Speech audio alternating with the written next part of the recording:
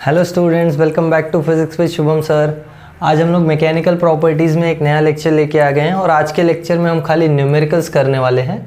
तो न्यूमेरिकल्स में एक एक क्वेश्चन यहाँ बोर्ड पे लिख के सॉल्व करता हूँ। ऑफ कोर्स क्वेश्चन मैं पहले लिख दूंगा, फिर मैं वीडियो चालू करूँगा। देखो, पहला क्वेश्चन अपने पास दिया, हमने इस चैप्टर का सारा थियरी कंप्लीट कर लिया है, तो सारे फॉर्मूलाज वगैरह तुमको पता होने चाहिए, तो ये फॉर्मूले के बेसिस पे आराम से हो जाएगा।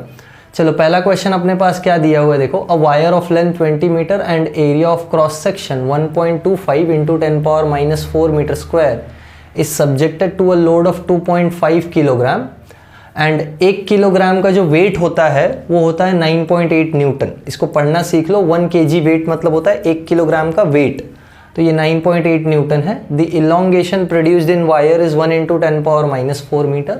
Calculate Young's modulus of the material. देखो, पहले गिवन डेटा लिख लेते हैं। अपनों को गिवन क्या क्या दिया हुआ है देख लो ध्यान से। गिवन में हमारे पास वायर का ओरिजिनल लेंथ है, दैट इज 20 मीटर, ठीक है। दूसरा क्या दिया हुआ है हमको, वायर का क्रॉस सेक्शनल एरिया कितना दिया हुआ है, 1.25 इंटू 10⁻⁻4 मीटर स्क्वायर।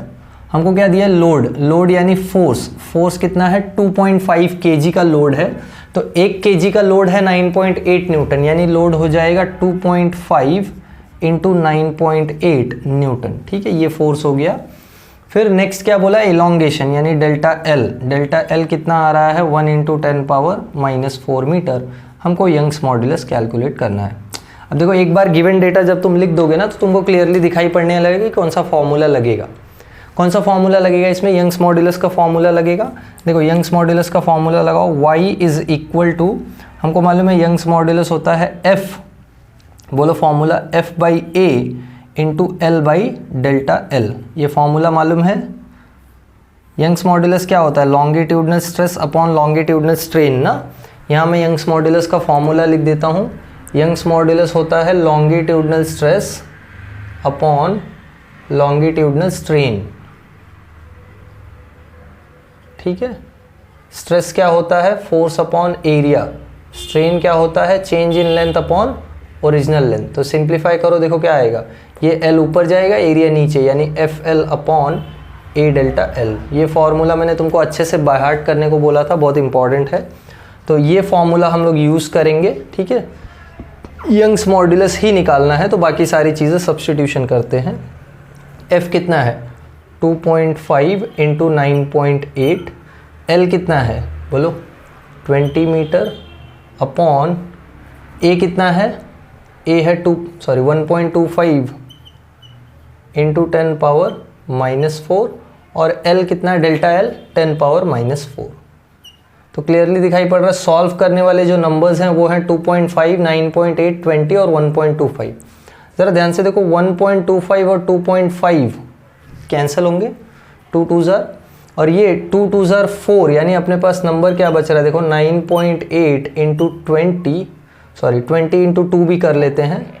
ये 20 इंटू 2 यानी 40 इंटू 10 पावर, देखो कितना बचेगा, ये -4 ऊपर जाएगा तो 10⁻+8। समझ में आया ये 4 भी इसको दे दो तो हमको क्या मिलेगा, 9.8 into 4 into 10⁻9।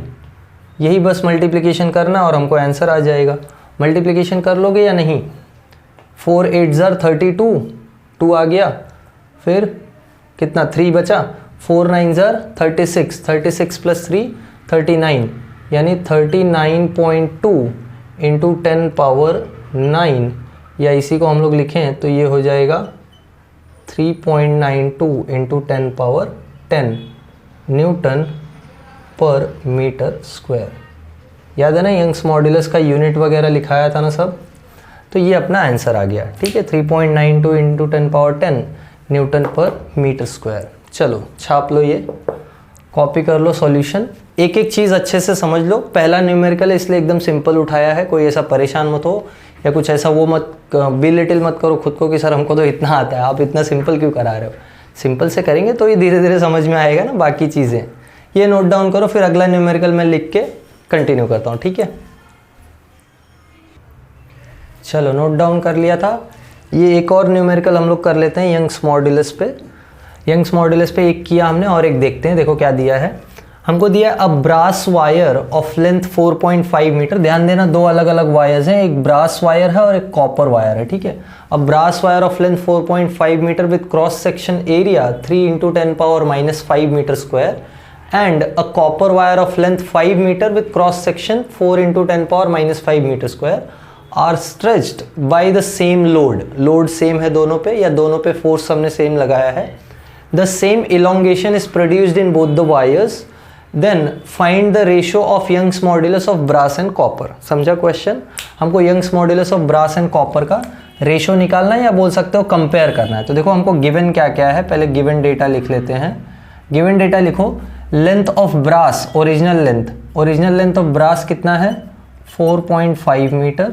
Area of brass कितना है, एरिया ऑफ ब्रास है 3 × 10⁻⁻5 मीटर स्क्वायर। आई होप ये विजिबल है, ज़्यादा छोटा तो नहीं लिख रहा हूँ मैं, ठीक है। और कुछ दिया है हमको, ये दिया है कि एक्सटेंशन दोनों में सेम प्रोड्यूस हुआ है। अच्छा, और क्या दिया है, कॉपर का लेंथ देखो, कॉपर का लेंथ है 5 मीटर और कॉपर का एरिया कितना है, कॉपर का एरिया है 4 × 10⁻⁻5 मीटर स्क्वायर। हमको find the ratio of Young's modulus of brass to copper, यानी YB/YC, ये रेशियो निकालना है। और क्या चीज़ हमको और एक दिया है कि delta L in brass is same as delta L in copper. समझा? ये क्वेश्चन में हमको दिया हुआ है, ध्यान देना। और एक चीज़ दिया है, force on brass wire is same as force on copper wire, they are elongated by the same load and same elongation is produced। तो इतना कुछ हमको दिया हुआ है क्वेश्चन में। अब हमको फाइंड आउट करना है, तो देखो फॉर्मूला कौन सा यूज़ करेंगे, फॉर्मूला फिर से वही यंग्स मॉड्यूलस वाला, y is equal to FL/A delta L, right. अच्छा, मुझे यहाँ से ध्यान दो, क्या पता है, मुझे पता है दोनों का यंग्स मॉड्यूलस का रेशियो चाहिए। तो यंग्स मॉड्यूलस का फॉर्मूला लिखूँ मैं, तो क्या हो जाएगा, देखो, therefore Young's modulus for brass will be equal to force on brass into length of brass upon area of brass into delta L in brass. समझ में आया? वैसे ही यंग्स मॉड्यूलस ऑफ कॉपर, ये हो जाएगा force in copper, length of copper upon area of copper to change in length in copper. Copper है ना, ठीक है। हमको किसका किसका रेशो पूछा है, हमको ब्रास टू कॉपर का पूछा है, यानी इसी को डिवाइड करना है। डिवाइड कर दिया हमने डायरेक्टली, ठीक है। समझता है ना, डिवीजन करना है डायरेक्टली। अब देखो, हमको मालूम है force on brass, force on copper same है। हमको मालूम है लेंथ एक्सटेंशन ब्रास में और एक्सटेंशन कॉपर में सेम है, यानी ये कैंसिल, ये कैंसिल। समझ में आ गई बात? देखो क्या क्या बचा अपने पास। So therefore we have, therefore YB/YC this is equal to, numerator में ये बचा है और ये न्यूमरेटर में चला जाएगा, यानी length of brass into area of copper divided by area of brass नीचे आएगा, लेंथ ऑफ कॉपर ऑलरेडी नीचे है, so area of brass into length of copper. समझ में आ गया? यही चार इनपुट्स हमको डालने हैं और हमको सॉल्यूशन आंसर मिल जाएगा। तो लेंथ ऑफ ब्रास कितना है, देखो 4.5 इंटू एरिया ऑफ कॉपर कितना है, एरिया ऑफ कॉपर है 4 × 10⁻⁻5 अपॉन एरिया ऑफ ब्रास कितना है बोलो, 3 × 10⁻⁻5 इंटू लेंथ ऑफ कॉपर कितना है 5। समझा? कुछ कैंसिल हो रहा है, ये 3 से 4.5 कैंसिल होगा, 15 3 = 45 ना, अरे 15 3 45, 1.5 और कुछ ये 5 से कैंसिल हो जाएगा, 0.3 5 3 15 5 3 = 15। तो अब यही बचा है 0.3 और 4 से मल्टीप्लाई करना है, सो 0.3 × 4, 10 पावर्स देख लो, यहाँ -5 यहाँ -5, यानी ये -5 कट गया, बचा क्या 0.3 × 4। So therefore Young's modulus of brass to Young's modulus of copper is, ये मल्टीप्लाई करोगे तो कितना आएगा, 4 3 = 12, 1.2, सो 1.2:1, ये आ गया रेशियो अपना जो पूछा गया था, Young's modulus of brass to copper का। समझ में आया सॉल्यूशन सबको? बोलो। देखो क्या क्या दिया था हमको, 2 वायर्स का इंफॉर्मेशन दिया था, उसका लेंथ एरिया हमको बताया था कि दोनों में एक्सटेंशन सेम प्रोड्यूस है, दोनों पे सेम लोड लगाया है, तो यंग्स मॉड्यूलस का रेशो क्या है, तो यंग्स मॉड्यूलस का रेशो हम लोग ने यंग्स मॉड्यूलस का फॉर्मूला लिखा दोनों का, और सब्स्टिट्यूट करके जो भी कैंसिल आउट हुआ कैंसिल किया, जो बचा चीज़ें था वो सब्स्टिट्यूट करके सिंप्लीफाई किया, तो सिंप्लीफाई करके हमको ये आंसर आ जाता है। ठीक है, चलो नोट डाउन कर लो। फिर अब हम लोग क्वेश्चन करते हैं बल्क मॉड्यूलस पे। ये यंग्स मॉड्यूलस पे 2 क्वेश्चन हमने कवर कर लिए हैं। आई होप तुमको समझ में आया होगा अच्छे से। कुछ डाउट है तो एक बार फिर से इसको रिपीट कर लो, बैक करो 10 सेकेंड 20 सेकेंड जहाँ से भी नहीं समझा है, और देखो अच्छे से। ठीक है, चलो नोट डाउन करो ये। ओके, चलो नोट डाउन कर लिया था। ये नेक्स्ट क्वेश्चन देखते हैं, third question. A metal cube of side 1 metre is subjected to a force. The force acts normally on the whole surface of cube and its volume changes by 1.5 into 10 power minus 5 meter cube. The bulk modulus of the metal is 6.6 into 10 raised to 10 Newton per meter square. Calculate the change in pressure. ठीक है, given data देखो क्या दिया है हमको। given data साफ साफ दिखाई पड़ रहा होगा। क्या क्या दिया है हमको? हमको साइड दिया है जिसका क्यूब है, क्यूब का साइड दिया हुआ है 1 मीटर है। दूसरा चीज़ हमको क्या दिया है, फोर्स एक्ट्स नॉर्मली, और ये नॉर्मली फोर्स एक्ट करता है तो वॉल्यूम कितना चेंज होता है, volume changes by this much amount, और ये बल्क मॉड्यूलस हमको दे रखा है। चलो गिवन डेटा लिख लेते हैं। हमको मालूम है कि साइड लेंथ कितना है, 1 मीटर है, तो हमको साइड लेंथ से तो कोई लेना देना नहीं है। हमको मालूम है बल्क मॉड्यूलस में हमको ओरिजिनल वॉल्यूम और चेंज इन वॉल्यूम चाहिए होता है। Change in volume clear cut दिखाई पड़ रहा है। ओरिजिनल वॉल्यूम क्या होता है, क्यूब का वॉल्यूम होता है लेंथ क्यूब ना, यानी वॉल्यूम भी 1 मीटर क्यूब है। ठीक है, 1 का क्यूब क्या होगा, 1 ना। ठीक है, चेंज इन वॉल्यूम हमको दिया हुआ है डेल्टा वी। डेल्टा वी कितना दिया है, 1.5 into 10 power minus 5 metre cube. और क्या दिया है, bulk modulus K. Bulk modulus K है 6.6 into 10 power 10 newton per metre square. हमको पूछा है चेंज इन प्रेशर। समझ में आ गया? अगर तुमको बल्क मॉड्यूलस का फॉर्मूला याद हो, फॉर्मूला जो यूज़ होगा दैट वुड बी के इज इक्वल टू व्हाट, बोलो, we delta P by delta we, है ना। यही था ना formula, volume stress upon volume strain. Volume strain होता है डेल्टा वी बाई वी, तो ये वी ऊपर आ जाता है। तो यहाँ से हमको फाइंड आउट क्या करना है, delta P. So therefore delta P will be equal to K times delta V upon V. समझा? देखो डेल्टा वी निकालना था ना, तो ये इधर गया, ये अपॉन में आया। सब्स्टिट्यूशन कर लेते हैं। Therefore delta P is equal to K कितना है, बोलो, के है 6.6 इंटू 10 पावर 10, है ना, इंटू डेल्टा वी कितना है 1.5 into 10 power minus 5 divided by, और क्या दिया है हमको, वी। वी कितना है 1। बस ये मल्टीप्लिकेशन करना है, कितना आ जाएगा, 6.6 इंटू 1.5 करोगे 15 6 जार 90, है ना। फिर 15 6 जार 90, 90 प्लस 9 यानी 99, यानी ये 1.5 इंटू ये करोगे तो 9.9 आएगा। 99 आ रहा है ना 15 से मल्टीप्लाई करने पे, तो 1.5 से मल्टीप्लाई करने पे 9.9 आ जाएगा। और 10 पावर 10 और माइनस 5 यानी plus 5, sorry not metre cube, newton per metre square. ये है चेंज इन प्रेशर जो हमको निकालना था। सिंपल था क्वेश्चन बल्क मॉड्यूलस पे। ठीक है, ये बल्क मॉड्यूलस दिया हुआ है। अगर यही हमको एक क्वेश्चन पूछ देता, फाइंड कंप्रेसिबिलिटी, याद है कंप्रेसिबिलिटी क्या थी, कंप्रेसिबिलिटी होता है 1 अपॉन बल्क मॉड्यूलस, तो 1 अपॉन के करना पड़ेगा, यानी 1 अपॉन 6.6 इंटू 10 पावर 10। ठीक है, 6.6 को कैसे सॉल्व करोगे, 6.6 को सॉल्व करने के लिए तुम्हारे पास ये हथियार है हथियार है बोलो, या तुम्हारा यही ऑप्शन ही है, तुम्हारे पास दूसरा कोई ऑप्शन नहीं है। देखो 6.6 का रेसिप्रोकल देख लो, तुम्हारे पास रेसिप्रोकल ऑफ 4 फिगर नंबर्स दिए होते हैं इस लॉग टेबल में। देखो कहाँ है, स्क्वायर रूट्स के पहले देखो रेसिप्रोकल ऑफ 4 फिगर नंबर्स। इस पर भी मैंने वीडियो बनाया, ठीक से पूरा सिखाया है तुमको। ये नहीं सीखोगे तो नहीं कर नहीं पाओगे 11 12, बहुत तकलीफ हो जाएगा फिजिक्स में। फिजिक्स में तो बहुत ज़्यादा तकलीफ हो जाएगा, केमिस्ट्री में तो तकलीफ हो गई अलग से। तो इसको जितना जल्दी सीख सकते हो लॉग टेबल सीख लो, ठीक है। देखो 6.6 का रेसिप्रोकल देखना है ना, तो 6.6 का आता है 0.1515, तो मुझे रेसिप्रोकल मिल रहा है 0.1515 इंटू 10 पावर, ये 10 ऊपर जाएगा तो -10, समझा। तो ये कितना हो जाएगा बोलो, 1.5, इसको मैं 1.5 बनाऊँ, सो 1.515 इंटू 10 पावर -11, समझा। ये कितना हो जाएगा बोलो, ये हो जाएगा मीटर स्क्वायर पर न्यूटन। ये आ गया कंप्रेसिबिलिटी, समझ में आया। Is that understood. अगर कंप्रेसिबिलिटी भी पूछा तो ऐसे तुम कर सकते हो, ठीक है। ज़्यादा से ज़्यादा ये क्वेश्चन में कंप्रेसिबिलिटी पार्ट ऐड कर देंगे बस, और कुछ नहीं।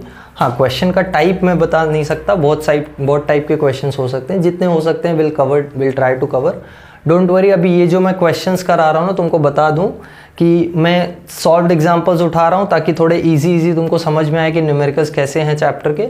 मैं इस पे पूरा अनसॉल्व्ड न्यूमेरिकल्स का भी एक वीडियो का लेक्चर बनाऊंगा। मैं मोस्टली बनाता हूँ सारे चैप्टर्स का, तो इस चैप्टर का भी मैं अनसॉल्व्ड न्यूमेरिकल्स का भी वीडियो बनाऊंगा। ये तो फिलहाल मैं बुक में से सॉल्व्ड न्यूमेरिकल्स उठा रहा हूँ ताकि तुमको ईजी पड़े, और इसलिए मैं लिख के भी दे रहा हूँ क्वेश्चंस, क्योंकि तुम कहाँ ढूंढोगे बुक में, ठीक है। So I hope you are getting the idea कि क्वेश्चंस कैसे होते हैं। सिंपल क्वेश्चन है। तुम्हारा 11th का एग्जाम का टारगेट है ना, तो 11th के एग्जाम में ऐसे ही क्वेश्चंस आते हैं। 11th के एग्जाम में कोई तुमको बहुत डिफिकल्ट क्वेश्चन नहीं आ जाएगा, ठीक है। इसलिए यही करा रहा हूँ मैं, तुम्हारे एग्जाम का प्रिपरेशन मेन इंपॉर्टेंट है। चलो ये नोट डाउन कर लो, फिर अगला करते हैं। ओके चलो अगला क्वेश्चन देखते हैं। Question number 4। ये वायर अटक जाता है, गिर जाएगा stand he. Calculate the modulus of rigidity of a metal if a metal cube of side 40 cm is subjected to shearing force 2000 Newton. The upper surface is displaced through 0.5 cm with respect to the bottom. ध्यान से देखो question क्या है और हमको क्या करना है। पहले मैं तुमको थोड़ा डायग्रामेटिकली समझा देता हूँ। ये मैं क्यूब का वो फेस ले लेता हूँ जो हमको दिखाई पड़ रहा है। सपोज इस पे एक शेयरिंग फोर्स लगाया है, ये शेयरिंग फोर्स हमको दिया हुआ है। ये ध्यान रखना ये क्यूब है, तो मतलब ये पूरा ऐसे क्यूब रखा हुआ है यहाँ पे, ठीक है। हम ये ऊपर वाले फेस पे देख रहे हैं, तो हमको क्या बोला है कि if the shearing force is this much the upper surface is displace through 0.5 centimetre with respect to bottom. यानी ये जो ऊपर वाली सरफेस है ये डिस्प्लेस हो जाती है विथ रिस्पेक्ट टू बॉटम, और ये कुछ ऐसा हो जाता है, समझा, लाइक दिस। ये क्यूब अभी ऐसा हो गया है, तो ये डिस्टेंस हमको दिया है, कितना है ये 0.5 सेंटीमीटर। याद है इसको हम बोलते थे x, और इसको हम क्या बोलते थे h, याद है या नहीं ये सब चीज़। ये x है, ये h है, और x बाई h को हम बोलते थे शेयरिंग स्ट्रेन, ठीक है। तो देखो गिवन डेटा क्या क्या है अपने पास। गिवन डेटा में अपने पास है, बोलो, शेयरिंग फोर्स है। शेयरिंग फोर्स कितना है 2000 न्यूटन। अच्छा, साइड लेंथ का वैल्यू है, क्यूब के साइड लेंथ का वैल्यू 40 सेंटीमीटर। देखो 40 सेंटीमीटर को मैं सिंपल नंबर बना लेता हूँ, पहले तो कन्वर्ट कर लो। तो ये 40 इंटू 10 पावर -2 मीटर हो गया, क्योंकि SI में रखना है। अगला चीज़ क्या दिया है, the upper surface is displace that is x is 0.5 centimetre. 0.5 यानी ये भी हो जाएगा 0.5 इंटू 10 पावर -2 मीटर, ठीक है। और ये h, अच्छा ये h बताओ कितना होगा। ये क्यूब है ना, तो क्यूब के सारे साइड सेम होते हैं, तो h भी किसके इक्वल होगा, h भी L के इक्वल होगा, ये बात याद रखना, ठीक है। अब देखो हमको निकालना है modulus of rigidity which is eta. हमको पता है मॉड्यूलस ऑफ रिजिडिटी का फॉर्मूला क्या होता है। मॉड्यूलस ऑफ रिजिडिटी का फॉर्मूला होता है shearing stress upon shearing strain.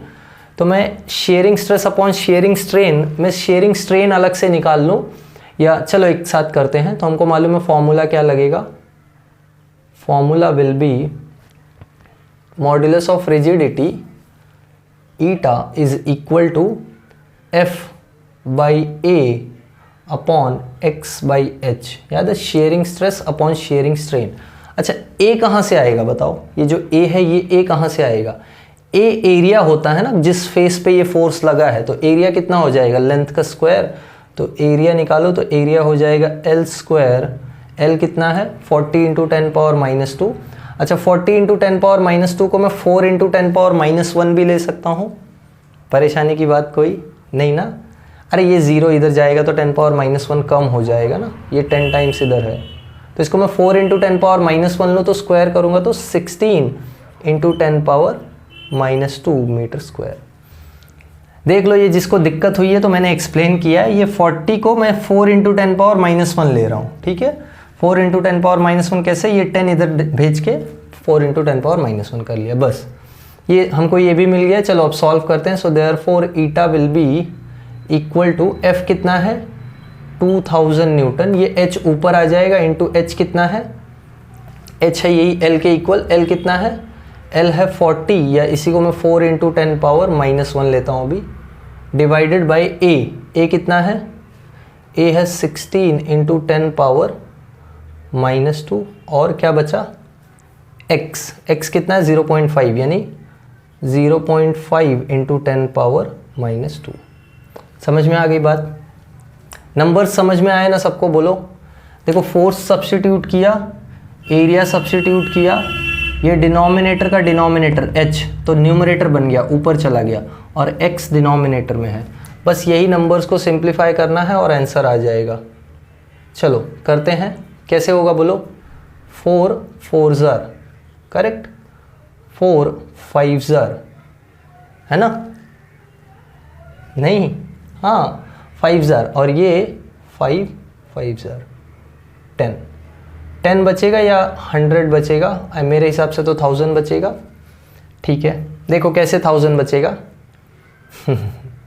तुम लोग का यही, तुम लोग देखो थोड़ा है ना मैथ्स में फास्ट हो जाओ तुम लोग, मतलब मैं बोल रहा हूँ इन जनरल, कुछ ऐसा ऑफेंड मत हो जाओ बच्चे लोग आजकल ऑफेंड बहुत हो जाते हैं बच्चे। देखो बोल रहा हूँ मैथ्स थोड़ा फास्ट करना पड़ेगा तुमको, वरना प्रॉब्लम हो जाएगा, ठीक है। ये 500 है, मैं इसको रखता हूँ तो ये हो जाएगा 500 अपॉन 0.5, मैं ऐसे ही रखता हूँ, इंटू 10 पावर देखो कितना होगा, ये -1 है, ये -2 और -2 -4 ऊपर आएगा तो +4 यानी 10 पावर -1 10 पावर +4 यानी हो जाएगा 10 पावर +3, समझा। सो ईटा विल बी इक्वल टू, देखो इसको मैं बना सकता हूँ 5 अपॉन, इसको मैं बना सकता हूँ 0.5 इंटू, बनाना क्या, ये तो 0.5 है ही, ये 10 पावर 2 को इधर दे दो तो 10 पावर 5, सो ईटा कितना आता है देखो 10 × 10 पावर 5 या तुम लिख सकते हो 10 power 6 newton per metre square. समझ में आ गया। This is how you can get the solution to the eta value. Eta value हम लोग ये सॉल्व करके निकाल सकते हैं 10⁻6 या इसी को 1 × 10⁻6, चाहे जैसे लिखो एक ही बात है, कुछ परेशानी की बात नहीं है। आई होप यू हैव अंडरस्टूड, तुमको समझ में आया अच्छे से कैसे सॉल्व हुआ है। तो ये अपने तीनों मॉड्यूलस के ऊपर क्वेश्चंस थे, यंग्स मॉड्यूलस पे 2 लिया मैंने क्योंकि यंग्स मॉड्यूलस पे ज़्यादा क्वेश्चंस आते हैं। ये नोट डाउन करो, फिर हम और कुछ बचे हुए टॉपिक्स पे न्यूमेरिकल्स ले लेते हैं। चलो करो जल्दी। चलो ये एक क्वेश्चन है अपने पास, ठीक है। The coefficient of static friction between a block of mass 0.25 kg and a horizontal surface is 0.24. Find the horizontal force required to just make the block move. Okay, मतलब जस्ट मूव कराने के लिए कितना फोर्स हमको चाहिए। देखो ध्यान से, हमको क्या क्या दिया है, हमको मास दिया है, मास कितना है 0.25 kg यानी पाव किलो, और फ्रिक्शन का कोएफिशिएंट कितना है μs, coefficient of static friction 0.4 है। हमको लिमिटिंग वैल्यू ऑफ फोर्स निकालना है, यही निकालना है ना। Limiting value of force of friction कितना था, amount of force required just start the motion, तो यही फोर्स हमको पूछा है। हमको लॉ ऑफ फ्रिक्शन पता है, कराया था ना लॉ ऑफ फ्रिक्शन, या बेसिकली फ्रिक्शन का जो फॉर्मूला था, that this limiting force is directly dependent on normal reaction. तो अब मैं डायरेक्ट फॉर्मूला लिखता हूँ, अभी पिछले ही लेक्चर में ये सब बताया है बहुत अच्छे से। तो फॉर्मूला है μSn, n यानी नॉर्मल रिएक्शन। देखो सिचुएशन कैसा है, सिचुएशन ऐसा है, ये एक ब्लॉक है ना 0.25 kg का, और इसका वेट नीचे की तरफ एक्ट करेगा mg, तो ये इसका नॉर्मल रिएक्शन होगा। तो नॉर्मल रिएक्शन किसके इक्वल होगा इसमें, mg के इक्वल। सब्स्टिट्यूट करते हैं, μs कितना है 0.4 और mg कितना हो जाएगा, m नॉर्मल रिएक्शन को मैं mg सब्स्टिट्यूट कर देता हूँ, दिस इज mg। तो 0.4 इंटू m कितना है 0.25 इंटू ये कितना है 9.8। नंबर सिंपल है, हो जाएगा। देखो कैसे हो जाएगा, ये 0.25 और ये 0.4 इसको करोगे तो आ जाएगा 0.1, या मैं इसको नंबर को देखो सिंपल करता हूँ, 4 इंटू 0.25 इंटू 10 पावर -1 इंटू 9.8। अब कोई दिक्कत, इसको मैंने 4 बनाया तो यहाँ 10 पावर -1 डाला ना। 4 इंटू 0.25 करोगे तो आता है 1 इंटू क्या बचा 9.8 इंटू 10 पावर -1, यानी FL कितना आ गया 0.98 न्यूटन। समझा, ये हमको फोर्स का वैल्यू मिल गया। यानी पाव किलो का अगर मास है और उसको जस्ट मूव कराना है तो 0.98 न्यूटन का फोर्स हमको लगाना पड़ेगा, so that the block just starts moving. ये कुछ भी वैल्यू हो सकता है, जैसे तुमको कोई एक रैंडम क्वेश्चन दे दे कि 5 न्यूटन लगाने पे ब्लॉक का मोशन स्टार्ट हो रहा है, लेजिस से 5 न्यूटन लगाया। या एक यहीं पे तुमको मैं एग्जांपल दे देता हूँ, एक रोलिंग फ्रिक्शन का एग्जांपल कर लेते हैं। देखो रोलिंग फ्रिक्शन, ठीक है, देखो रोलिंग फ्रिक्शन के एग्जांपल में हमको जैसे सपोज दिया हुआ है कि एक ऑब्जेक्ट है, एक रोल कर रहा है, ये मास है, लेजिस से ये एक रोल कर रहा है मास, ये एक ऑब्जेक्ट है जो रोल करने वाला है, ठीक है। और इसका मोशन स्टार्ट कराने के लिए हमने देखो क्या किया, यहाँ एक पुली लगा दी और इस पुली से यहाँ एक मास अटैच कर दिया पैन में, ठीक है, ध्यान से सुन लो, ये पैन में अटैच कर दिया है, ओके। हमको कुछ दिया हुआ है, क्या दिया हुआ है, जैसे ये रोलर जो है इसका मास दिया हुआ है, ये जो चीज़ रोल होने वाला है, सपोज इसका मास है 90 ग्राम्स, ठीक है। और हमको बोला है कि यहाँ जो पैन है इसमें अगर हम 1.5 ग्राम का मास डालें तो, या जैसे 1.8 ग्राम का मास डालते हैं हम लोग, यहाँ जो मास है रोलर में मास M1, इसको मैं बोल देता हूँ 1.8 ग्राम्स, ठीक है। यहाँ 1.8 ग्राम जब हम लोग डालते हैं तो ये मोशन करना जस्ट स्टार्ट ही करता है, ठीक है, इस पे जस्ट ये मोशंस करना स्टार्ट कर देता है। यानी जो मेरा फोर्स है, limiting value of force of friction, वो कितना चाहिए, वो M1 इंटू जी चाहिए ना। M1 कितना है 1.8 इंटू 9.8 न्यूटन। इतना फोर्स सिर्फ मोशन को स्टार्ट करने के लिए चाहिए मेरे को, ठीक है। फाइंड आउट कर लेते हैं। इसका जो वेट है वो कितना हो जाएगा, नॉर्मल रिएक्शन यहाँ निकालो तो वेट कितना हो जाएगा 90 इंटू 9.8 ना, यानी नॉर्मल रिएक्शन कितना हो जाएगा, ये इसके इक्वल। तो नॉर्मल रिएक्शन मेरे को पता है, हमको मालूम है limiting value of force of friction will be mu के टाइम्स नॉर्मल रिएक्शन। तुमको बोला है find the coefficient of, not के, coefficient of rolling friction. Rolling friction का कोएफिशिएंट निकालो। तो कैसे मिलेगा, हमको मालूम है रोलिंग फ्रिक्शन का coefficient will be equal to limiting force upon normal reaction. Substitute करो, लिमिटिंग फोर्स कितना है, लिमिटिंग फोर्स है 1.8 इंटू 9.8, करेक्ट, अपॉन ये कितना है बोलो। अच्छा ये 1.8 ग्राम में लिया है ना हमने, ठीक है, 1.8 इंटू 9.8 ही रखते हैं, ग्राम वेट रखता हूँ मैं इसको, ये भी ग्राम वेट में ले लो।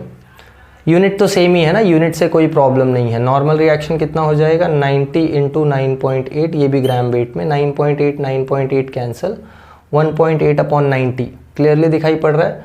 अगर मैं इसको 18 बनाऊं और इसको 9 बनाऊं तो 18 करने के लिए यहाँ मेरे को 10 पावर -1 लाना पड़ेगा और 9 करने के लिए यहाँ मेरे को 10 पावर +1 लाना पड़ेगा, है ना।